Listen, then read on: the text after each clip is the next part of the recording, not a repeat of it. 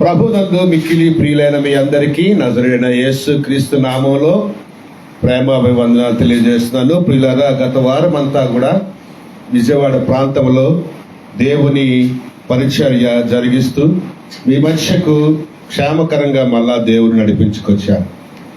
మరి విజయనగరం నగరంలో deputy commissioner police, ఇంకా ట్రాఫిక్ పోలీస్ డిపార్ట్మెంట్ అంతా కూడా మరి వారికి దేవుని వాక్యాన్ని అందించడం జరిగింది. 170 మంది బిషప్లకు దేవుని వాక్యాన్ని అందించడం జరిగింది. వారందరి కొరకు కూడా ప్రార్థన చేయటం జరిగింది. కొద్ది నిమిషాల వ్యవధిలో వారికి దేవుని మాటలు చెబుతూ ప్రార్థన చేస్తూ సుదీర్ఘ ప్రయాణాన్ని మరి మా ఓన్ వెహికల్లో వెళ్ళి రావటం జరిగింది. దేవుడు ఎంతో అద్భుతమైన కృపను మాకు ఇచ్చినందుకు, కాపుదల ఇచ్చినందుకు దేవునికి మహిమ చెల్లిస్తున్నాను. మీరంతా కూడా ప్రార్థన చేసి సహకరించినందుకు కూడా మీకు మా ప్రత్యేకమైన వందనాలు తెలియజేస్తున్నాను. ఈరోజు దేవుడు నాకు అనుగ్రహించినటువంటి మాటలో ఒక మాట పరిశుద్ధ గ్రంథమైన బైబిల్లో నుండి మీకు తెలియజేసి దాన్ని గూర్చి కొద్ది వివరణ ఇచ్చి ముగించాలని ఆశపడుతున్నాను. మార్కు సువార్త 1వ అధ్యాయము 16వ వచనం నుండి 20వ వచనం వరకు చదువుకోవాలి. పాఠ్య భాగం నేను చదివి వినిపిస్తాను కొద్దిగా. అటు తర్వాత మరలా అవసరమైతే వాక్యాలు మనం చదువుకుందాం. ఆయన గలిలయ సముద్ర తీరమున వెళ్ళుచుండగా సీమోను సహోదరుడగు ఆంద్రయ్యయు సముద్రములో వల వేయుట చూచెను. వారు జాలర్లు. యేసు, నా వెంబడి రండి, నేను మిమ్మల్ని మనుష్యులను పట్టు జాలరులుగా చేసదనని వారితో చెప్పాను. హల్లెలూయా. ఈ 2 వాక్యాల్లో 16-17 వాక్యాల్లో మార్కు సువార్త 1వ అధ్యాయం 2 మాటలు ప్రత్యేకంగా ఆకర్షించబడుతున్నాయి. అవేంటంటే, మొదటిగా యేసు ప్రభు నా వెంబడి రండి అన్నాడు. రెండవదిగా నేను మిమ్మల్ని మనుషులు పట్టే జాలర్లుగా చేస్తాను అని రెండవ మాటగా అన్నాడు. మొదటిది ఆహ్వానాన్ని పలికాడు, నన్ను వెంబడించండి అని. రెండవదిగా నన్ను వెంబడిస్తే నేను మిమ్మల్ని గొప్పవారిగా చేస్తాను అని వాగ్దానాన్ని ఇచ్చాడు. దేవుడు పిలిచాడు, అలాగే నేను గొప్పవారిగా మిమ్మల్ని చేస్తాను అని ఒక వాగ్దానాన్ని వారికి ఇచ్చాడు. ఈ భూమి మీద ఏ మనుష్యుడైనా గొప్పవాడు అవ్వాలంటే వాణ్ణి దేవుడు మాత్రమే గొప్ప చేయాలి తప్ప తనంతటా తాను ఏమీ కూడా గొప్ప కాలేడు. మనిషి ప్రయత్నం చేయొచ్చు, మనిషి కష్టపడవచ్చు, మనిషి సంపాదించవచ్చు.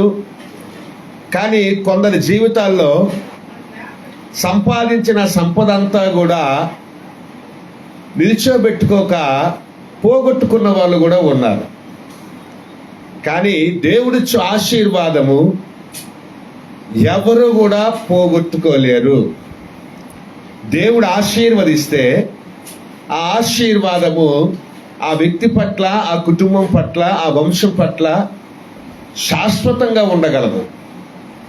అది దేవుడిలో ఉన్నటువంటి గొప్పతనం. అయితే యేసు దేవుడు ఇక్కడ సముద్ర ప్రాంతం గుండా సేవ చేశాడు. సముద్ర ప్రాంతం గుండా, సముద్ర తీరం గుండా సేవ చేశాడు. ఆ సముద్ర తీరంలో కొందరు చేపలు పట్టే జాలర్లు, లేక బెస్తవారు, లేక బలిజీలు వీరేం చేస్తున్నారంటే, కొంతమంది వల సముద్రంలో వేయటం చూస్తున్నాడు, చేపలు పట్టడం చూస్తున్నాడు. మరికొంతమంది వలలు బాగు చేసుకుంటున్నారు. ఆయన ఎవరెవరు చూశాడంటే, సముద్రంలో వల వేయట చూచాడు, అలాగే సముద్రపు ఒడ్డున వలలు బాగు చేసుకుంటున్న వారు కూడా చూచాడు. దానిలో వలలు బాగు చేసుకుంటున్నారు. ఇక్కడ ఆ వలలు బాగు చేసుకుంటున్నారంటే వారు వారు వారి యొక్క వలలు వేటకు పనికిరావు, ఉపాధికి పనికిరావు, ఉద్యోగానికి పనికిరావు, వ్యాపారానికి పనికిరావు. అంటే వాళ్ళు కొంత అవసరతల్లో ఉన్నారు. ఆ వల అనేది బాగు చేస్తేనే కానీ వాళ్ళు వేటకి వెళ్ళడానికి వీలు పడదు. ఇక్కడ చూస్తున్నటువంటి సందర్భం ఏంటంటే దేవుడు మనుష్యుల పట్ల ఉన్నటువంటి నేర్పరితనాన్ని చూస్తున్నాడు. అలాగే అవసరాల్లో ఉన్నటువంటి మనుష్యులు కూడా చూస్తున్నాడు. ఇక్కడ మనం ఏం గమనించాలి అంటే మానవుని యొక్క పరిస్థితి ఏ రకంగా ఉన్నా సరే దేవుడు వారిని ఇష్టపడినప్పుడు ఆ వ్యక్తుల్ని దేవుడు తన కొరకు పిలుచుకుంటాడు, తన కొరకు ఏర్పరచుకుంటాడు.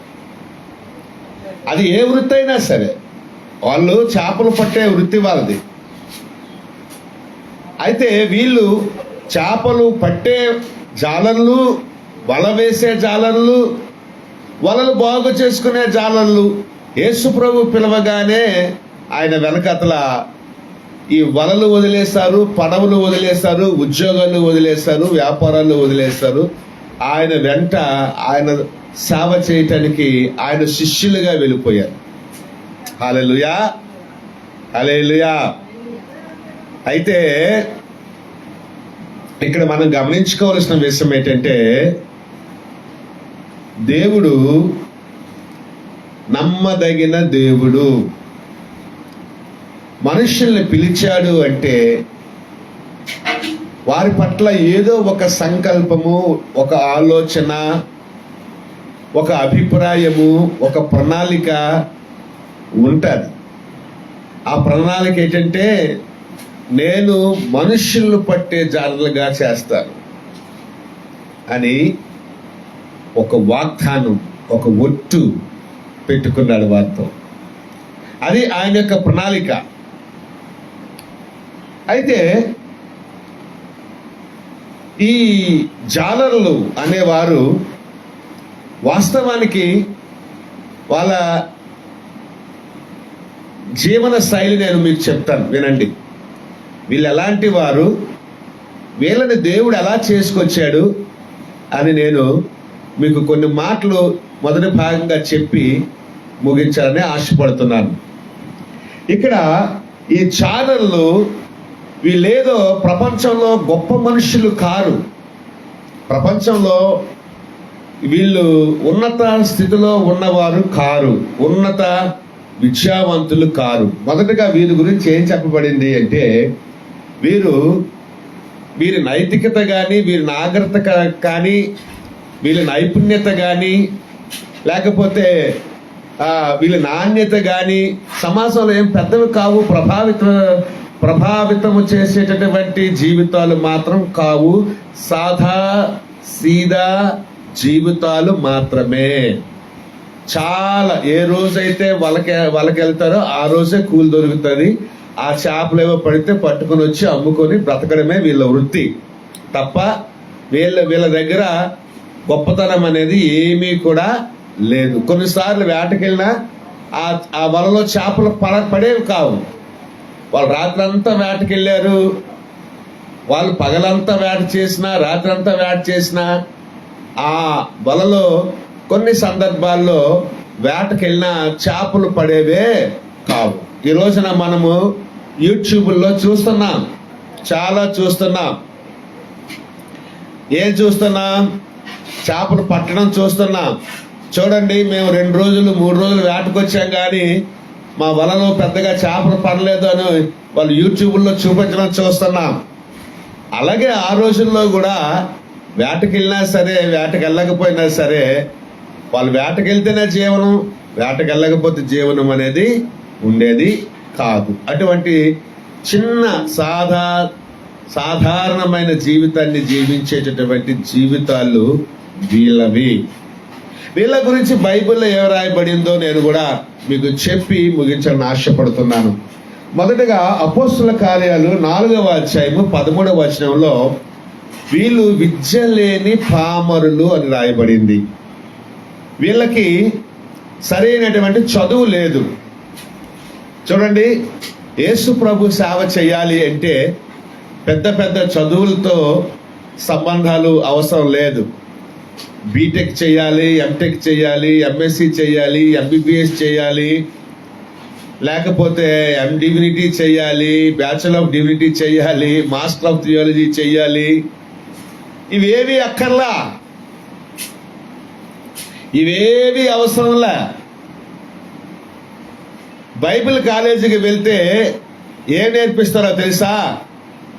ఉపవాస ప్రార్థన చేయడం నేర్పిస్తారు, బైబిల్ చదవడం నేర్పిస్తారు, పాటలు పాడడం నేర్పిస్తారు, ప్రసంగాలు చేయటం నేర్పిస్తారు, ప్రార్థన చేయటం నేర్పిస్తారు, పరిచర్య చేయటం నేర్పిస్తారు బైబిల్ కాలేజీలో. అయితే అక్కడ నేర్చుకున్నామని సేవలోకి వచ్చే తర్వాత సేవలో చేయడం మానేస్తామా? అక్కడ అభ్యాసం చేశాం కాబట్టి నిరంతరం కూడా అభ్యాసం చేయాలి పరిచర్యలో. ఇవి నేను చాలా మట్టుకు చెబుతున్నాను. ఈ రోజున ఎంతో ఉన్నతమైన విద్యను అభ్యసించిన వాళ్ళు సేవలో ఫెయిల్ అయిపోయారు, సేవలో వెనకబడిపోయారు. ఈ రోజున నేను చెబుతున్నాను, ఏ గదిలోనైతే నీవు రెస్ట్ తీసుకుంటున్నావో, ఏ గదిలోనైతే నువ్వు నిద్రపోతున్నావో, ఆ గదే నీకు ఒక బైబిల్ కాలేజ్ అవ్వాలి. అందులోనే నువ్వు రోజు వాక్యాన్ని చదువుకోవాలి. ఈ పరిశుద్ధ గ్రంథం దేవుడు దేనికి ఇచ్చాడు అంటే రోజు చదవడానికి ఇచ్చాడు. రోజు చదువుకోవాలి. పరిశుద్ధ గ్రంథం అనేది రోజు చదవాలి. చదువుకున్న ఆ పాఠ్య భాగాన్ని బట్టి రోజు ప్రార్థన చేసుకోవాలి. రోజుకు 1 గంట సేపు, 2 గంటల సేపు ప్రార్థన చేసుకోవాలి. నువ్వు ఉన్న గదినే వాడుకో ప్రార్థన చేయటానికి, మోకరించడానికి, చేతులెత్తి ఆరాధన చేయటానికి, మనసారా నోరారా దేవుణ్ణి స్తుతించడానికి, ఘనపరచడానికి. నీకు నోరు ఉంది, నీకు చేతులున్నాయి, నీ చేతిలో పరిశుద్ధ గ్రంథం ఉంది, మోకరించగలిగే మోకాళ్ళలో శక్తి ఉంది. దీన్ని నువ్వు రోజు నీ గదినే, నీ ఇల్లునే నీవు ఒక వేద పాఠశాలగా మార్చుకోగలిగినప్పుడు నీ దేవుడు నీకు ఆ వేద పాఠశాలలో ఏం నేర్పించాడో అంతకన్నా ఎక్కువగానే నీకు నేర్పిస్తాడు. థియాలజీ, నియాలజీ 2 ఉండాలి. చదువుకోవడం తప్పు కాదు. వీళ్ళు ఏం చేశారంటే విద్య లేని పామరులు, చదువు లేని సాధారణమైన మనుషులని వాళ్ళకి తెలుసు. అయితే అంటే అక్కడ ఒక కుంటివాడిని వీళ్ళు బాగు చేశారు. అక్కడ పెద్ద గొడవ అయింది. ఆ దేశంలో ఉన్న ప్రధానుల దగ్గర పెద్ద పంచాయతీ అయింది. వాళ్ళు వీళ్ళ విద్య లేని పామర్లయ్యా, చదువు లేనో వీళ్ళు అని వాళ్ళ గురించి అనుకుంటుంటే 2వ మాట అంటున్నారు కదా వాళ్ళు. వీళ్ళ దగ్గర చదువు లేకపోయినా, వీళ్ళ దగ్గర సంస్కారం లేకపోయినా, వీళ్ళ దగ్గర సంస్కృతి లేకపోయినా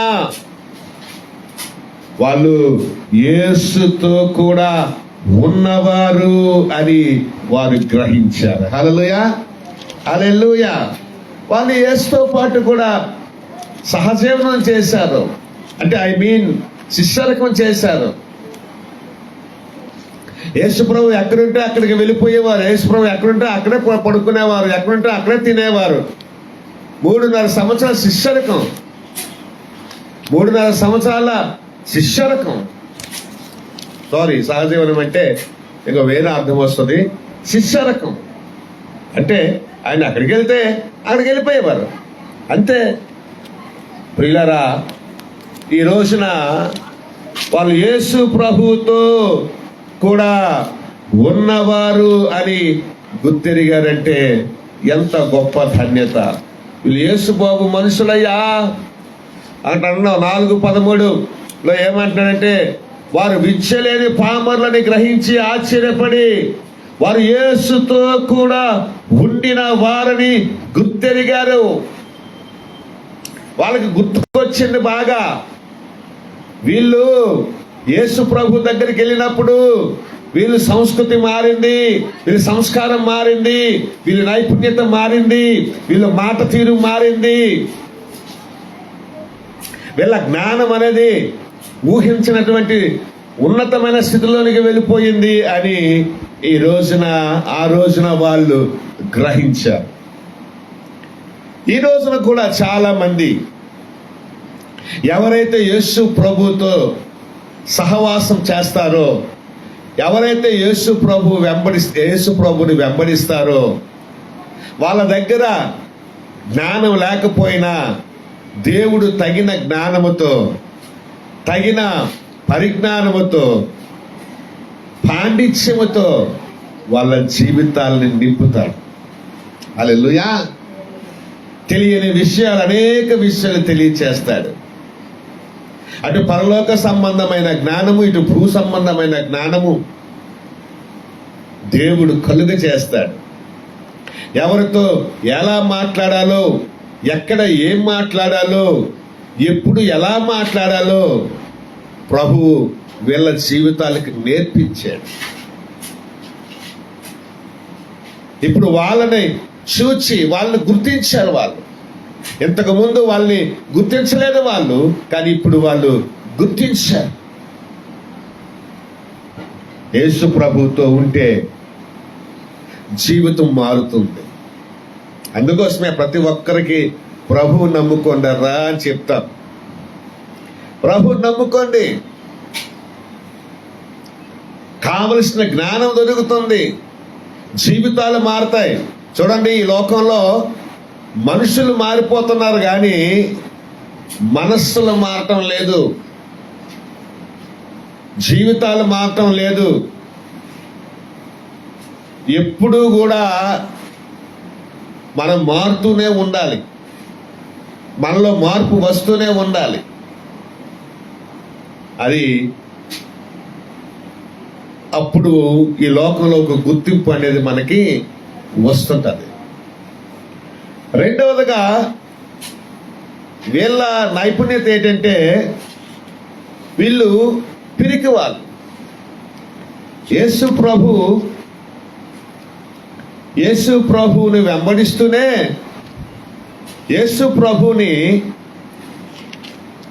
సిలువ వేసినప్పుడు యోహాను సువార్త 20వ అధ్యాయంలో 19వ వచనంలో ఉంటుంది ఈ మాట.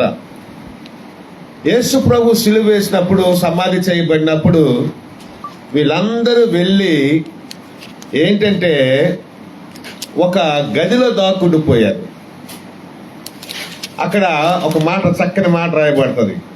ఆదివారము సాయంకాలమున శిష్యులు యూదులకు భయపడి తాము కూడిన ఇంటి తలుపులు మూసుకొని ఉండగా, అక్కడ యేసు ప్రభుని చంపేసేటప్పుడు, సమాధి చేసినప్పుడు ఆయన ఆదివారాన అంటే 3వ దినాన తిరిగి నేను సమాధి లేస్తాను, గెలుస్తాను అని చెప్పినప్పుడు, ఒకవేళ ఆయన లేకపోతే మన పరిస్థితి ఏంటి అని వాళ్ళు ఈ యూదులకు భయపడిపోయి ఇంటి గదిలో తలుపులు వేసుకొని మూసుకొని వాళ్ళ ఇంట్లో ఉన్నారు. అక్కడ రాశాడు, కరెక్ట్గా రాశాడు, శిష్యులు యూదులకు భయపడ్డారు. ఒక ఆయన అన్నాడు, అయ్యగారు భయం అంటే నేను నమ్మనండి అని అన్నాడు. ఏరా ఎందుకు నమ్మవు అని అంటే, ఆయన అంటాడు, భయమున్నోడైతే పేతురు ఎందుకండి సైనికుడు చెవి కోసేస్తాడు అని అన్నాడు. మరి భయపడితే ఎందుకండి భయపడినోడు కోస్తాడనంటే, మరి ఆ ధైర్యాన్ని సరే చెవి కోసాడు పర్లేదు, మరి ఆ ధైర్యం అదే తొందరపాటు, అది ధైర్యం కాదు, ఎమోషన్. అది ఆ ఎమోషన్లో ఏం చేస్తాడో ఎవరికి తెలియదు. కాబట్టి ప్రియులారా, మనం గ్రహించుకోవాల్సిన విషయం ఏంటంటే, మనిషి ఎమోషన్లో ఉండేటప్పుడు ఏదైనా చేసేస్తాడు, కానీ వాస్తవానికి ఆ సైనికులకు ఎదిరిల్లేంత ధైర్యం మాత్రం పేతురుకి లేదు. ఒకవేళ అలాంటి ధైర్యవంతుడు అయితే గనుక ఇంకా ఆ ధైర్యాన్ని కొనసాగించాలి కదా. అటు తర్వాత పేతురు, నువ్వు నేను ఎరగనని 3 సార్లు కోడు కుయ్యక మునిపే బొక్కుతావు అని పేతురుతో ప్రభు అనేటప్పుడు, ప్రభు నేనా అని అన్నాడు. అన్న తర్వాత అలాగే 3 సార్లు బొక్కాడు. అలాగే 3 సార్లు బొక్కాక ఏం జరిగింది అంటే సిగ్గు తెచ్చుకున్నాడు. ఎందుకు బొంకాడు? చిన్న పిల్ల దగ్గర ఎందుకు అబద్ధం ఆడాడు అంటే వారికి భయపడిపోయాడు. ఏటట భయపడిపోయాడు. కానీ మళ్ళా అపోస్తల కార్యాలు 4వ అధ్యాయం 13వ వచనంలో ఏమని రాయబడి ఉందంటే, వాళ్ళు పేతురు యోహానుల ధైర్యాన్ని చూచారు అని రాయబడి. హల్లెలూయా. చూసారా ఇప్పుడు ధైర్యం ఎలాగొచ్చింది? ప్రభు వారిని బలపరిచాడు, వారికి ధైర్యాన్ని ఇచ్చాడు, తన ఆత్మతో నింపాడు, తన మాటలతో నింపాడు, తన వాగ్దానాలతో నింపాడు. ప్రభు దగ్గర ఉంటే ధైర్యం, ప్రభు ఉంటే ధైర్యం. పునరుత్థానపు బలం పొందుకున్నారు వాళ్ళను. యేసు క్రీస్తు ప్రభుతో వారు కూడా లేపబడిన వారయ్యారు. వాళ్ళు కూడా భయపడి బిక్కుమని జీవోత్సవాల్లాగా ఉన్న వారికి యేసు ప్రభు ఒక్కసారిగా పునరుత్థానుడయ్యేసరికి ఆ పునరుత్థానపు బలము వాళ్ళు కూడా పొందుకున్నారు, ఆ ఆత్మ బలము పొందుకున్నారు. యేసు ప్రభుతో మనము కూడా లేపబడిన వారము అని చెప్పబడుతుంది.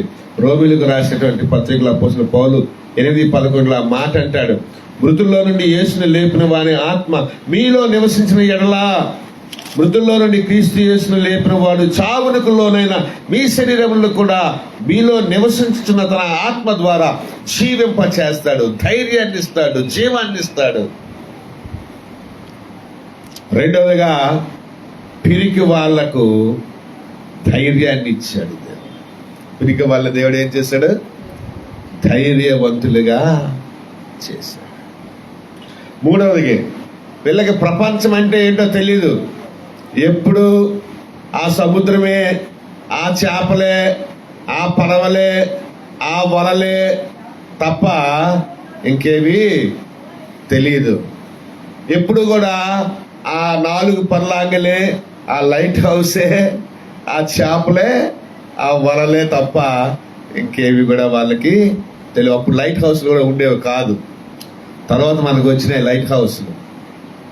ప్రియులారా, మరి ఈ రోజున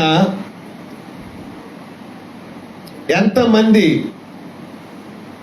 దేవుని పిలుపుకు, దేవుని ఏర్పాట్లో ఉన్న వాళ్ళు అందరూ కూడా, దేవుని పిలుపులో, దేవుని ఏర్పాట్లో ఉన్న వాళ్ళు ఎన్ని జిల్లాలు దాటుతున్నారు, ఎన్ని రాష్ట్రాలు దాటుతున్నారు, ఎన్ని దేశాలు దాటి సేవ చేస్తున్నారు.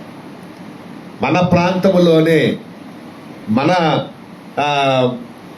ప్రదేశాల్లోనే, మన గ్రామాల్లోనే ఈ రోజున మనం చూడగలుగుతున్నాం. అంతెందుకు, నన్ను ఒక ఉదాహరణగా మీరు ఎంచుకోవచ్చు. నాది పెద్ద చదువు కాదు, గ్రాడ్యుయేషన్, డిగ్రీ చేశాను, పెద్ద థియాలజీ నాలెడ్జ్ లేదు, పెద్ద ఆస్తిపరులం కాదు, పెద్ద బలగం ఉన్న వాళ్ళం కాదు. కానీ దేవుడు సేవకు పిలిచాడు. ఒక చిన్న ప్రభుత్వ ఉద్యోగాన్ని నేను చేసుకునేవాడిని. దేవుడు అన్నాడు, ఈ ఉద్యోగాన్ని విడిచిపెట్టి నన్ను వెంబడించు అన్నాడు.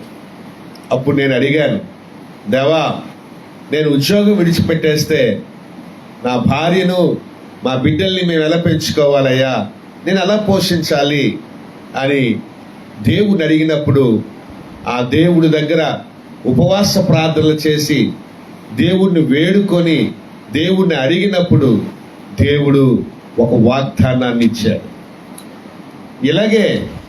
ఎలాగంటే నేను గొప్పగా చేస్తాను మిమ్మల్ని అని ఎలాగైతే వాగ్దానం ఇచ్చాడో, నువ్వు నీ ఉద్యోగాన్ని విడిచిపెట్టి వచ్చేస్తే నిన్ను, నీ భార్యను, మీ బిడ్డల్ని, మీకు ఇవ్వబడిన పరిచర్యను, మీ సేవలో మీ పిల్లల్లో, మీ కుటుంబంలో ఎన్ని అవసరాలు ఉన్నా సరే అవి నేను తీర్చుకుంటాను, అవి నేను తీరుస్తాను, నువ్వు నా సేవ చేయి అని నాకు 2 మార్లు దేవుని స్వరము వినిపించేసరికి అప్పుడు ఆ ప్రభుత్వ ఉద్యోగాన్ని విడిచిపెట్టి యేసయ్య సేవ చేయటం ప్రారంభించాను.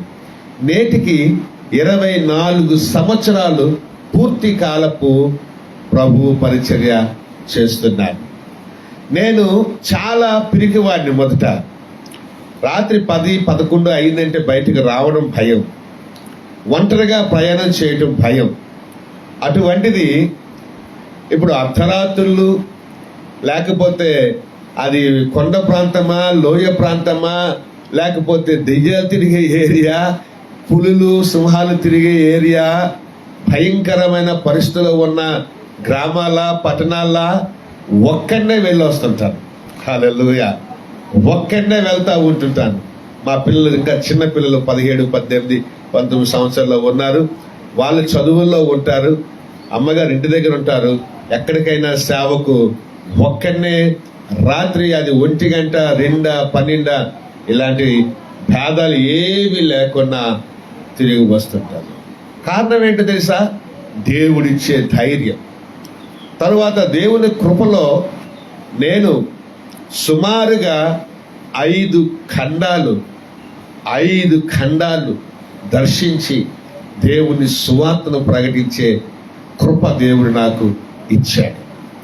ఎంతమంది ఉన్నత అధికారులకు, రాజకీయ పెద్దలకు, నాయకులకు, బిషప్స్కు, తర్వాత సేవకులకు, సంస్థ అధిపతులకు, వ్యవస్థాపకులకు, బీదవారికి, అలాగే గిరిజనులకు, ఎన్ని మారుమూల ప్రాంతాలు భారతదేశంలో సుమారు 17 రాష్ట్రాలకు దేవుని సువార్త చేయటం జరిగింది. ఒక నిమిషం ఆగండి, ఒక పావు గంట ఆగండి. ఎన్ని ప్రాంతాలకు, ఎన్ని ప్రదేశాలకు దేవుని సువార్త ప్రకటించానో నాకే తెలియదు, నేను లెక్క పెట్టుకోలేదు. అన్ని ప్రాంతాలు, అన్ని ప్రదేశాలు, జాతీయంగాను, అంతర్జాతీయంగాను, అంతర్రాష్ట్రీయంగాను దేవుడు నన్ను తన సేవలో నా కుటుంబాన్ని వాడుకుంటున్నాడంటే మేమెంత కృపను పొందుకున్నామో అర్థమవుతుంది మీకు. మేమెంత కృపను పొందుకున్నామో తెలుసా? అంతగా ఈ 24 సంవత్సరాలు, ఆ 24 సంవత్సరాలు చెప్పాను. ఈ 24 సంవత్సరాలు మాకు సేవలో ఎన్ని కష్టాలు, ఎన్ని శ్రమలు, ఎన్ని బాధలు వచ్చాయో మాకైతే తెలియదు. కానీ ఏ రోజు కూడా యేసయ్య మా చెయ్యి విడిచిపెట్టలేదు. మా ప్రతి అవసరాన్ని యేసయ్య తీరుస్తూ వస్తున్నాడు. మాకు ఏ లోటు లేకున్నా దేవుడు కృపను అనుగ్రహించుకుంటూ వస్తున్నాడు. వేలాది లక్షలాది మంది ప్రజలకు ఒక ఆశీర్వాదకరమైనటువంటి స్థితిలోనే దేవుడు మమ్మల్ని కూడా ఉంచాడు. ప్రియులారా, ఎందుకు చెప్తున్నానంటే, నీ చదువుతో, నీ అందముతో, నీ ఆస్తితో, నీ కులముతో, నీ మతముతో దేవుడికి పని లేదు. దేవుడికి కులమతాలు లేవు. దేవుడికి మరి వర్ణ భేదాలు లేవు. మనం తెలుపుగా ఉన్నామా, నలుపుగా ఉన్నామా, మనం ఆస్తిపరులమా లేకపోతే బీదలమా, అలాంటి తారతమ్యాలు లేవు ఆయనకి. కానీ ఆయన మన యందు ఇష్టం కలిగి ఉన్నాడు. ఆయన మనల్ని ఇష్టపడుతున్నాడు కాబట్టి మనల్ని పిలుచుకున్నాడు. ఆయన సేవ చేయాలని ఆయన మన మీద ఒక ఆలోచన పెట్టుకున్నాడు. ఆయన మనల్ని బాగు చేయాలని ఒక ఉద్దేశం కలిగి ఉన్నాడు. ఆయన మనల్ని హెచ్చించాలని ఒక మంచి ఉద్దేశంతో ఉన్నాడు. ఇక్కడతోనే మనం బయట కాకున్నా మన వరంగల్లో తినమా, బయట వద్దు. అలాగే ప్రియులారా, మా ఇంటి పక్కన మా ఇంటి దగ్గర పని అవుతుంది. వానర్ గారు పని చేపిస్తున్నారు. అది కొద్దిగా అందుకోసమే వాళ్ళు కొంచెం గొడవ చేస్తున్నారు. అందుకోసమే కొంచెం 2 మాటలు 10 నిమిషాలు కొద్దిగా ఓపిక పట్లని ప్రభు పేట మిమ్మల్ని వేడుకుంటున్నాను. ఈ రోజున ఈ పిరికి వాళ్ళని, ఈ ప్రపంచం అంటే తెలియని వాళ్ళని, సముద్రమే లోకంగా భావించే వాళ్ళకి దేవుడు సర్వలోకాలకి పంపించాడు సువార్త చేయడానికి. సర్వలోకాలకు సువార్త ప్రకటించడానికి. మత్తయి సువార్త 24వ అధ్యాయం 14వ వచనం, మార్కు సువార్త 16వ అధ్యాయం 15వ వచనం, అపోస్తలుల కార్యాలు 1వ అధ్యాయం 8వ వచనం, భూ దిగంతముల మట్టుకు నాకు మీరు సాక్షులై ఉంటారయ్యా అని చెప్పాడు. భూదిగంతముల మట్టుకు నాకు సాక్షులు అంటారు. మీరు సర్వలోకానికి వెళ్ళి సర్వ సృష్టికి సువార్త ప్రకటన. యేసు వారిని ప్రేరణే కాకుండా నన్ను కూడా పిలిచాడు. వారిని ఒక్కనే ఏర్పాటు చేసుకోవడం కాకుండా నన్ను ఏర్పాటు చేసుకున్నాడు. పిలువబడిన వారు అనేకులు ఉన్నప్పటికీ ఏర్పాటు చేయబడిన వారిలో మనం కూడా ఉన్నామనే సంగతిని గుర్తించండి. నువ్వు ఎలాగైతే జిల్లాలు దాటుతున్నావో, రాష్ట్రాలు దాటుతున్నావో, దేశాలు దాటుతున్నావో, దేవుడు దాటిస్తున్నాడో ప్రకటించడానికి, బోధించడానికి, స్వస్థపరచడానికి, దేవుని రాజ్య సువార్త చేయటానికి నిన్ను నడిపిస్తున్నాడో నువ్వు దేవుని ఏర్పాట్లో ఉన్నవాడు అని గ్రహించు. అదే మా ధైర్యం, అదే మా నమ్మకం. ఆయనే మా ధైర్యం, ఆయనే మా నమ్మకం. కాబట్టి ప్రియులారా, ఆయన వాగ్దానాన్ని మన జీవితాల్లో నెరవేర్చుకుంటున్నాడు. వాళ్ళ జీవితాలు ఎలా నెరవేర్చాడో మన జీవితాల్లో ఆయన వాగ్దానాన్ని నెరవేర్చుకుంటున్నాడు. కానీ నేను చెప్పాను కదా, నీవు పడక గదిని నువ్వు బైబిల్ కాలేజీగా మార్చుకోవాలి. అది ఒక గవినిగా, పరలోకపు గవినిగా మార్చుకోవాలి. ఆ గదిలో స్తుతి ఉండాలి, ఆ గదిలో మోకాళ్ళ ప్రార్థన ఉండాలి, ఆ గది లేకపోతే నీ ఇల్లు, ఆ గదిలో వాక్యము చదివే అనుభవం ఉండాలి. రోజు నీ నోరు దేవుణ్ణి స్తుతించాలి, కనపరచాలి, ఆయన సన్నిధిలో మోకరించాలి. హల్లెలూయా. మూడవది, ప్రపంచం అంటే తెలియని వాళ్ళని ప్రపంచమంతా తిరగడానికి అడుగులు వేయించాడు పిలుచుకున్న ప్రభు. ఎంతైనా ఆయన నమ్మదగిన దేవుడు, ఎంతైనా నమ్మదగిన దేవుడు. యేసు ప్రభు నమ్మకస్తుడు, పిలచిన దేవుడు నమ్మదగిన వాడు. సోలిపోవలదు, అందుకోసం సోలిపోవలదు మనసా, సోలిపోవలదు.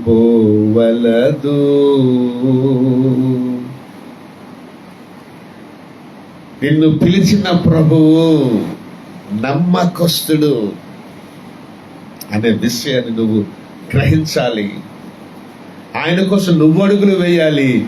ఆయన కోసం నిన్ను అడుగులు వేయించగలిగిన నమ్మకమైన దేవుడు యేసు దేవుడు అని ఈ రోజున నేను గ్రహించుకోవాలి.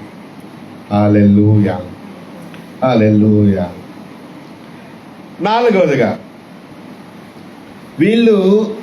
వీళ్ళ జీవితాల్లో ప్రావీణ్యం అనేది లేదు. ఏంటట? వీళ్ళ జీవితాల్లో they are not very good talented. వాళ్ళు చెప్పాను కదా, మనుషులతో ఎలా మాట్లాడాలో, నాయకులతో ఎలా మాట్లాడాలో, లేకపోతే ప్రభుత్వ ఉద్యోగులతో ఎలా మాట్లాడాలో, లేకపోతే సమాజంలో ఉన్న వారితో ఎలా మాట్లాడాలో, ఇరుగు పొరుగు వారితో ఎలా మాట్లాడాలో, బుర్ర ఎలా ఉపయోగించాలో తెలియనటువంటి, నైపుణ్యత లేనటువంటి చాలా. అయితే వీళ్ళని దేవుడు ఎలా చేసాడో తెలుసండి. ఈ చదువు మా హిందీలో ఏం రాసాడో తెలుస్తుంది. అపోస్తుల కార్యాలు 17వ అధ్యాయము 6వ వచనం. అపోస్తుల కార్యాలు 17, 6వ వచనం చదువుకుందాం. ఎవరైనా చదివి వినిపించండి. 6. వీళ్ళని ఏమంటారంటే అక్కడ, ఆ పట్టణపు అధికారుల యొద్దకు ఈడ్చుకుని పోయి, భూలోకమును తలక్రిందులుగా చేసిన వీరు ఎక్కడికి కూడా వచ్చి ఉన్నారు. హల్లెలూయా, హల్లెలూయా. చదవమ్మా, ఏం చదువు.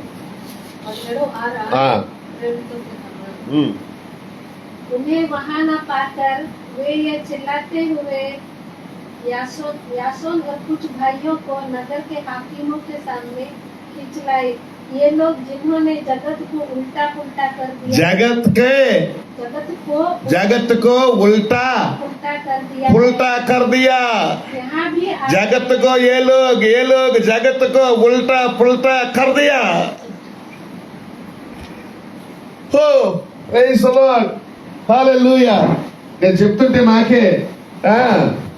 నాకే చూడండి, ఇక్కడ ఉదాహరణకి ఇది ఒక వాటర్ బాటిల్, ఓకే అనుకుందాం. ఇది ప్రపంచము అనుకుందాం.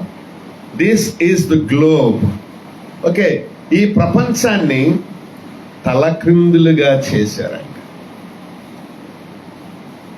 ఈ భూగోళాన్ని ఎత్తిపెట్టి వాళ్ళు తలకిందులుగా చేశారు. ఏమండి, మనం ఒక బిందెని నీళ్ళే ఎత్తలేము, ఒక 100 కేజీల బరువుని ఎత్తలేము, లేకపోతే ఒక బియ్యం బస్తా ఎత్తలేము. ఏమండి, అలాంటిది వీళ్ళట ప్రపంచాన్నట తలక్రిందులుగా చేశారు. అది వాళ్ళ టాలెంట్, అది వాళ్ళ నైపుణ్యత. యేసు ప్రభు దగ్గరికి వచ్చిన వారు భూ ప్రపంచాన్ని తలక్రిందులుగా చేయగలుగుతారు.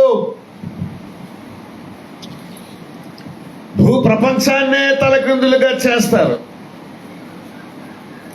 అది మన తలంత్, అది మన టాలెంట్.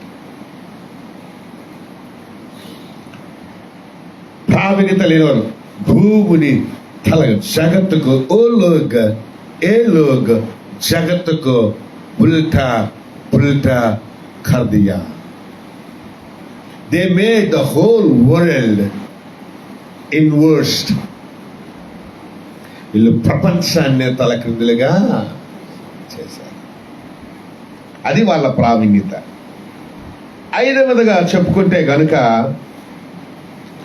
వీళ్ళు పెద్దగా పలుకుబడి లేనివారు. సమాజంలో జాలర్లు, చేపలు పట్టుకునే జాలర్లు పలుకుబడి లేనివారు. ఎవరట? పెద్దగా పలుకుబడి లేనివారు. వీళ్ళు గవర్నమెంట్ ఉద్యోగస్తులు కారు, వీళ్ళు రాజకీయ నాయకులు కారు, దేశాన్ని ఏలేవారు కారు, లేకపోతే ఇంకా పెద్ద ల్యాండ్ లార్డ్స్ కూడా కాదు. ఆ సముద్రపు ఉప్పు నీరు, వాళ్ళ శరీరం అంతా ఉప్పు నీరుతో ఉండి శరీరం అంతా కంపు కొట్టేటువంటి జీవితాన్ని జీవించే జీవితాన్ని. అయితే వీళ్ళని ఎవరు పట్టించుకునేవారు కాదు. కానీ ఇప్పుడు వీళ్ళని దేవుడు ఎలా చేశారంటే, రాసుకోండి.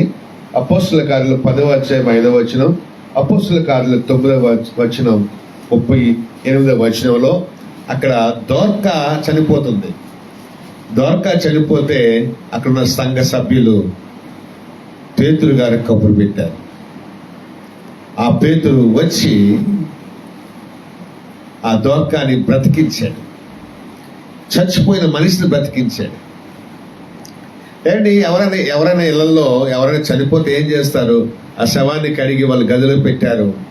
ఈలోపు సమాధి చేసేస్తారు ఆమెను సమాధి చేసేటానికి ముందుకు ఎందుకో మరి అక్కడ పక్కన పేతురు గారు ఉన్నారు అని చెప్పేసి ఆ పేతురు భక్తుడిని వాళ్ళు పిలిపించుకొచ్చారు. పిలిపించి, అయ్యా ఇదిగో నాయన చనిపోయింది, వీళ్ళు చాలా మంచి పని చేసింది, చాలా మందికి సహాయం చేసింది అని వాళ్ళందరూ ఆమె చేసే ధర్మకార్యాల గురించి చెప్తుంటే పేతురు ఆ శవం దగ్గరికి వెళ్ళి ప్రార్థన చేస్తే ఆవిడ బ్రతికింది. హల్లెలూయా. చూడండి, ఇప్పుడు ఎవరు పిలుచుకుంటున్నారు? వీళ్ళు సమాజంలో పేరు ప్రఖ్యాతి లేని వీళ్ళని ఇప్పుడు పిలుచుకుంటున్నారు. అలాగే ఆ పక్కనే ఇంకొక ధనవంతుడు ఉన్నాడు. ఆ ధనవంతుడు ఒక కళ వచ్చింది, ఒక దర్శనం వచ్చింది, దాని భావం ఏంటో తెలియదు. వెంటనే పేతురుకు కబురు పెట్టి పంపిస్తే పేతురు వాళ్ళ ఇంటి దగ్గరికి వచ్చి యేసు ప్రభు కోసం బోధ చేశాడు. ఈ రోజున నీవు నేను అందరి చేత ఆహ్వానించబడే స్థితిలోనికి దేవుడు తీసుకొచ్చాడు. మా ఊళ్ళలో ఆవులు గేదెలు చాలా మందికి ఉన్నాయి. అవి ఉల్లిపాయ బస్తాలు తినేసి కడుపు పొంగిపోతుంటాయి. వాటికి ఆఖరికి రాత్రి 12 అయినా 1 గంట అయినా పాస్టర్ బాబు రావాలి బాబు అని ఫోన్ చేసి ప్రార్థన చేయించుకోవడానికి పిలుస్తారు. కొంతమంది ఇళ్ళకు వచ్చి తలుపు కొట్టి, అయ్యా ఈ పరిస్థితిలో ఉన్నాం, మా పిల్లకి బాగోలేదు, మా ఆవుకు బాగోలేదు, మా గీతకు బాగోలేదు. ఏం బాధ? ఈ ఆవుకి గీతకు బాగోపోయినా నువ్వు నేనే పశువుల వైద్యుడు తీసుకు ఆ డాక్టర్ దగ్గర తిప్పాము, ఈ దాసు దగ్గర తిప్పాము, ఈ దాసు దగ్గర తిప్పాము, అన్నీ చేశాము, ఎవరి వల్ల కాలేదు. బాబు నువ్వు వస్తావా? ప్రార్థన చేస్తావా? సువార్త చేయటానికి ఆటంకపరిచే వాళ్ళే వాళ్ళ ఇళ్లల్లో అవసరాలకి నిన్ను నన్ను ప్రార్థన చేయించుకోవడానికి పిలుస్తారు. అది యేసు ప్రభువులో ఉన్న గొప్పతనం. నువ్వు యేసు ప్రభు దగ్గర నిజమైన శిష్యరకం చేస్తే నీకు ఈ గొప్పతనం అనేది దొరుకుతుంది. హల్లెలూయా. ఆరోజుగా వీళ్ళ జీవితంలో పరిశుద్ధత లేదు, పరిశుద్ధులు కారు వీళ్ళు. లూకాసు సువార్త 5:8 అని అంటాడు పేతురు, అంటాడు నేను పాపాత్ముడినయ్యా అని అంటాడు. కానీ 1వ పేతురు గ్రంథం 1:1 యేసు ప్రభు రక్తము వలన, యేసు ప్రభు ఆత్మ వలన పరిశుద్ధ జనాంగంగా చేయబడ్డామని ఆయన మాట్లాడతాడు. యేసు రక్తము, యేసయ్య ఆత్మ పరిశుద్ధతనిస్తారు. కాబట్టి ప్రార్థన చేసుకునేటప్పుడు యేసు రక్తాన్ని ప్రోక్షింప చేసుకోవాలి, యేసు ఆత్మను ప్రోక్షింప చేసుకోవాలి. హల్లెలూయా. చివరగా ఒక మాట చెప్తాను. వీళ్ళు పెద్దగా పైసలు లేని వాళ్ళు, పెద్ద ధనవంతులు కారు. వీళ్ళట పెద్ద ధనవంతులు కారు. ఏ పూట కూలి ఆ రోజుదే. అయితే 2వ కొరింథీ పత్రిక 8వ అధ్యాయము 9వ వచనంలో ఏం రాయబడి ఉందంటే, ఆయన మనము ధనవంతులం అవ్వడం కొరకు మన కొరకు ఆయన దరిద్రుడయ్యాడు. ఆయన చనిపోయాడు, ఆయన దరిద్రుడయ్యాడు. ఆయనలో ఉన్న ధనాన్ని అంతటినీ, ఆయనలో ఉన్న గొప్పతనాన్ని అంతటినీ మనకి ఇచ్చాడు. కాబట్టి ఆయన పరలోక సంబంధమైన ఆశీర్వాదాలు, భూలోక సంబంధమైన ఆశీర్వాదాలు మనకి ఇచ్చాడు. మనము ధనవంతులముగా అయ్యాము. హల్లెలూయా. కాబట్టి ప్రియులారా, ఏంటట వీళ్ళు విచ్చలేని పామరులు, పిరికి వాళ్ళు, ప్రపంచం అంటే తెలియని వాళ్ళు, ప్రావీణ్యత లేని వాళ్ళు, పలుకుబడి లేనివారు, పరిశుద్ధత లేనివారు, పెద్దగా పైసలు లేనివారు. కానీ దేవుడు అన్ని రకాలుగా వారికి అన్ని సమకూర్చి ఏం చేశాడంటే గొప్పవారిగా చేసుకుంటాడు. ఈ రోజున యేసు ప్రభువుని మనం వెంబడించాలి. ఆయన అంటాడు, నేను మిమ్మల్ని గొప్ప జనాంగంగా చేస్తాను, గొప్ప అధికారులుగా చేస్తాను, మనుష్యులను పట్టే అధికారులుగా నేను మిమ్మల్ని, ఆత్మను రక్షించే అధికారులుగా నేను మిమ్మల్ని చేస్తాను, సంఘాన్ని ఏలే అధికారులుగా మిమ్మల్ని చేస్తాను. ప్రపంచాన్ని దర్శించే గొప్ప ధన్యకరమైన గొప్పవారిగా జీవితాలుగా నేను మిమ్మల్ని చేస్తాను. ఎన్ని చెప్తాడు ఈయన. కాబట్టి ఆయన ఎందుకు వెంబడించాలంటే, మొదటిగా ఆయన అంతటా ఆయన ఏ మాట చెప్పలేదు. ఆయన తన తండ్రి దగ్గర విన్నదే చెప్పుకొచ్చాడు.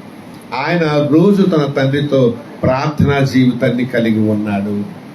తండ్రి వల్ల విన్నది మాత్రమే చెప్పుకొచ్చాడు తప్ప ఇంకొకటి చెప్పలేదు. ఈ రోజున అందుకోసమే నీ గది అనేది నీ తండ్రితో నువ్వు రోజు మాట్లాడే అనుభవం ఉన్నటువంటి గదిగా మార్చుకోవాలి.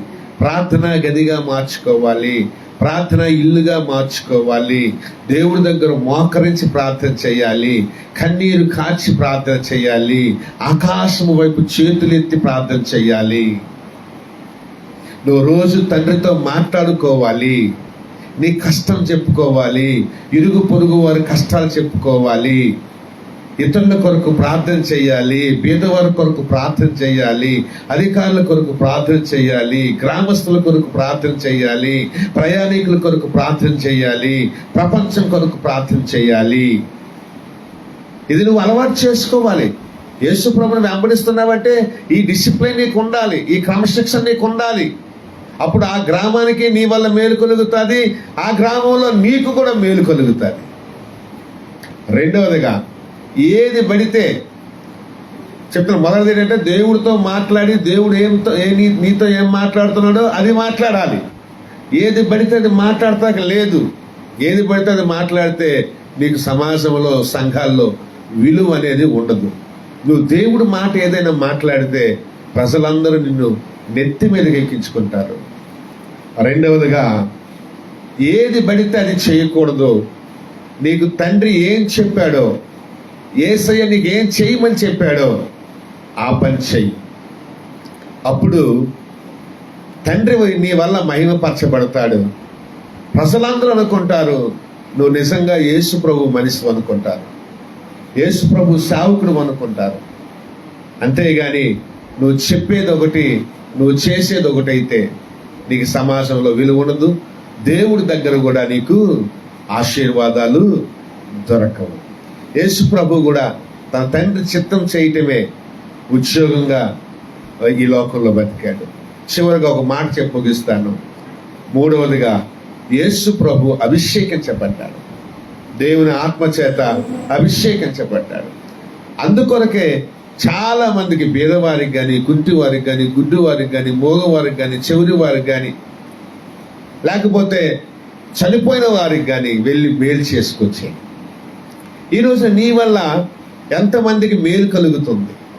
నీ వల్ల ఎందుకు మేలు కలగటం లేదు అంటే నీ మీద ఉన్న అభిషేకాన్ని నువ్వు గుర్తుపెట్టుకోవట్లేదు. నువ్వు ఇంకా అభిషేకించబడలేదేమో.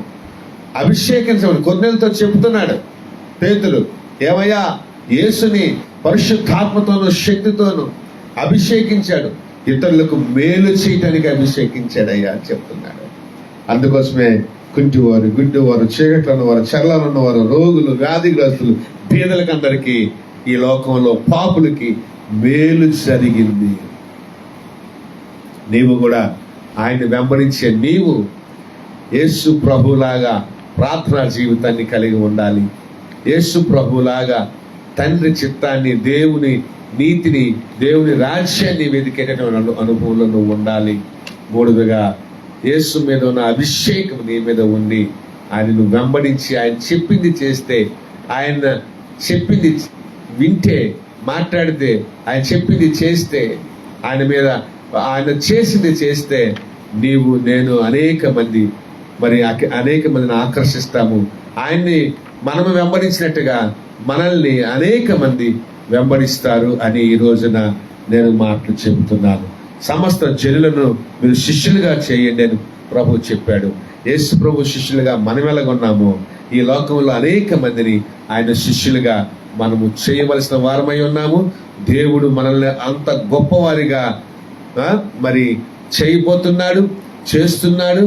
ఆయన మాట విని, ఆయన పని చేసి, ఆయన అభిషేకాన్ని కలిగి ఆయన వెంబడిద్దాం. అట్టి కృపతో దేవుడు మనల్ని దీవించి ఆశీర్వదించును గాక. ఆమేన్. మీ అందరి కొరకు అమ్మగారు ప్రార్థన చేస్తారు. కళ్ళు మూసుకుందాం. ప్రియులారా, ఆయన వెంబడించాలి. అలాగే ఆయన మనల్ని గొప్ప మనుష్యుల పట్టు జారులుగా చేస్తాడని వాగ్దానం ఇచ్చాడు. మనుషుల పట్టు జాలలు అంటే ఆత్మలు రక్షించే నాయకులు, సంఘాన్ని ఏలే నాయకులు, ఈ ప్రపంచాన్ని సందర్శించే గొప్ప దైవజనులుగా, గొప్ప శిష్యులుగా ఆయన మనల్ని చేస్తాడు. ఈ లోకం మన కొరకు ఎదురు చూస్తుంది. ఈ లోకం మనమేమో ప్రభు కొరకు ఎదురు చూస్తాం. మనం ప్రభు కొరకు ఎదురు చూస్తున్నాం.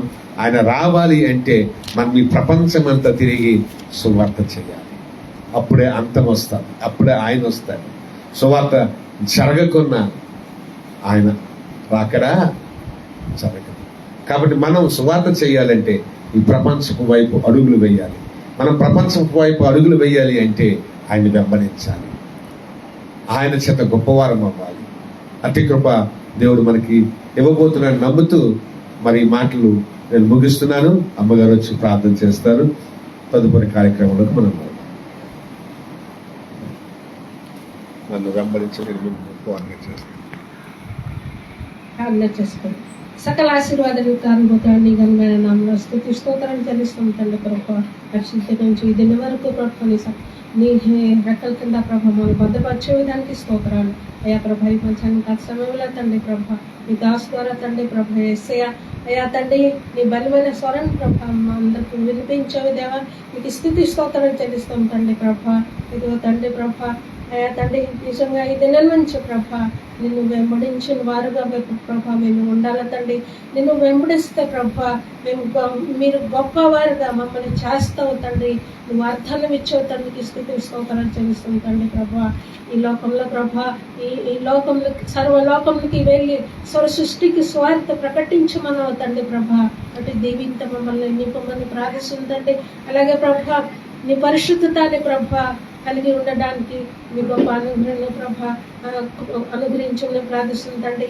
అలాగే ప్రభా మీ ప్రార్థన అనుభవాలకు వాక్యం అనుభవములకి ప్రభా మమ్మల్ని నడిపించాను తండ్రి. అయా తండ్రి ప్రభా మమ్మల్ని ప్రభా మీ సేవలో బహుబలంగా అద్భుత ఆశ్చర్యకరంగా మీ సేవలో వాడుకోండి తండ్రి. అనేక మంది ప్రభా అనేక మందికి మేలు చేసి వాళ్ళగా ప్రభా మేము ఉండాలా. మేము ఆత్మీయంగా జీవిస్తూ ఇతర వాళ్ళే జీవించేవాడుగా ఉండాలి తండ్రి ప్రభా. అయ్యా తండ్రి మమ్మల్ని దీవించండి, ఆశీర్వదించండి. అలాగే తండ్రి ప్రభా నీ వాక్యం ఎంతో మంది ప్రభా ఆన్లైన్ ద్వారా విన్నారు తండ్రి. ప్రతి బిడ్డ ప్రతి కుటుంబీకును ప్రభా పేరు పేరుని దీవించండి, ఆశీర్వదించండి. నిత్యం ప్రభా నిన్ను వెంబడించే వారుగా ఉండాలి తండ్రి. అటు దీవింత అటు కృపార్తి ప్రతి ఒక్క బిడ్డని పేరు పేరుని ఆ ప్రభా దీవించండి, ఆశీర్వదించండి. అలాగే ప్రభా సంఘంలో జతపరచండి ప్రతి బిడ్డని ప్రతి కుటుంబీకుని ప్రభా దీవించండి, ఆశీర్వదించండి. అలాగే జాసులు కూడా దీవించండి. చదువులు చక్కగా తోడుగా ఉండండి ప్రభా. చక్కటి జ్ఞానం ఇవ్వండి. అలాగే ప్రభా బిడ్డలకి మంచి కాలేజ్ మంచి ర్యాంక్ రావడానికి కృప దయచేయండి, సహాయం చేయండి. మంచి బ్రాంచ్ రావడానికి కృప చూపించండి. అలాగే ప్రభా ముఖ్యంగా ప్రార్థిస్తున్న తండ్రి సంఘాన్ని దీవించండి, మీ పరిచయాన్ని దీవించండి. మా కొరకు ప్రార్థి సహాయం పంపిస్తున్న ప్రతి కుటుంబాన్ని ప్రతి బిడ్డని పేరు పేరు దీవించండి, ఆశీర్వదించండి తండ్రి. దేవానికి స్తుతి స్తోత్రం చెల్లిస్తాం తండ్రి. సమస్త మహిమగంత ప్రభావం మీద మార్పించుకుంటూ యేసు పరిశుద్ధ నామమున అడిగి వేడుకుంటున్నాం తండ్రి. ఆమేన్, ఆమేన్. ఇప్పుడు మన పరమ తండ్రి దేవుని యొక్క ప్రేమ, కుమారుడైన యేసుక్రీస్తు వారి యొక్క మహాకృప, పరిశుద్ధాత్మ దేవుని యొక్క అన్యోన్య సహవాసము సమాధానము కూడిన మనందరికీ ఇప్పుడు ఎల్లప్పుడు సదాకాలము తోడయుండి నడిపించును గాక. ఆమేన్. యేసు రక్తమే జయం, శిలువ రక్తమే జయం. ప్రభు యేసు నామములో సంపూర్ణ విజయం కలుగును గాక. ఆమేన్. God bless you my friends. ప్రియులారా, ఆయన వెంబడించట్లో మీరు నేను వెనకబడి ఉంటే గనుక, ఒకవేళ మీరు వెనకబడి ఉంటే గనుక, ఈరోజు ఎన్ని మాటలు చెబుతున్నారండి ప్రతి ఒక్కరు. అవన్నీ దేవుని నుంచి విన్నవేనా? అది ఒకటి ఆలోచన చేసుకోవాలి. మనం ఆడే ప్రతి మాటలో కూడా దోషం ఉండకపోతుందంట. విస్తారమైన మాటల్లో దోషం ఉండక మానదంట. దేవుడు మనతో ఒకసారి మాట్లాడేటప్పుడు ఆ ఒక్క మాటే బయటికి చెప్తాం. అది దేశాన్ని దీవిస్తుంది, రక్షిస్తుంది. కాబట్టి మాటలు చాలా వరకు కంట్రోల్ చేసుకోవాలి. నెంబర్ 2, ఏవేవో చేస్తున్నాం మనం లోకంలో. లోకంలో ఒక నానుడు ఉంది, కోటి విద్యలు కూటి కొరకని. అలా చేస్తే కుదరదు. నువ్వేం చేసినా నేనేం చేసినా అది తండ్రి చిత్తం అవ్వాలి, దేవుని రాజ్యానికి సంబంధించింది అవ్వాలి. మూడవది, మన వల్ల ఏ మనుషునికి మేలు కలుగుతుంది? ఒక కుంటోడికి, ఒక గుడ్డోడికి, ఒక బీదోడికి, ఒక రోగికి, ఒక పాపికి ఏమైనా మేలు కలుగుతుందా? అంటే నీ అభిషేకాన్ని నువ్వు గుర్తించడం లేదు. నీలో అభిషేకం ఉంటే ప్రభు ఇతరులకు మేలు చేసేటట్టు నువ్వు కూడా మేలు చేస్తావు. అలాగూ ఆయన్ని వెంబడించాలి తప్ప నన్ను పిలిచేశాడు, నేను సేవకు వచ్చేసాను అని అంటే అక్కడే ఉంటావు. కానీ ముందుకు నీ జీవితం నడవదు, ముందుకు నీ పరిచర్య కూడా నడవదు. కాబట్టి ఆలోచన చేయండి, దేవుని క్షమించమని అడగండి.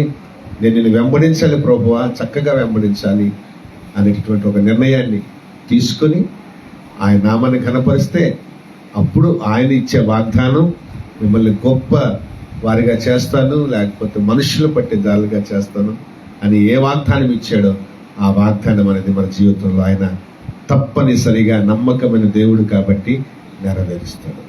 అటువంటి కృపతో మనల్ని దేవుడు నింపి దీవించి ఆశీర్వదించును గాక. ఆమేన్. God bless you all. Bye bye. Take care. Love you all. Blessings.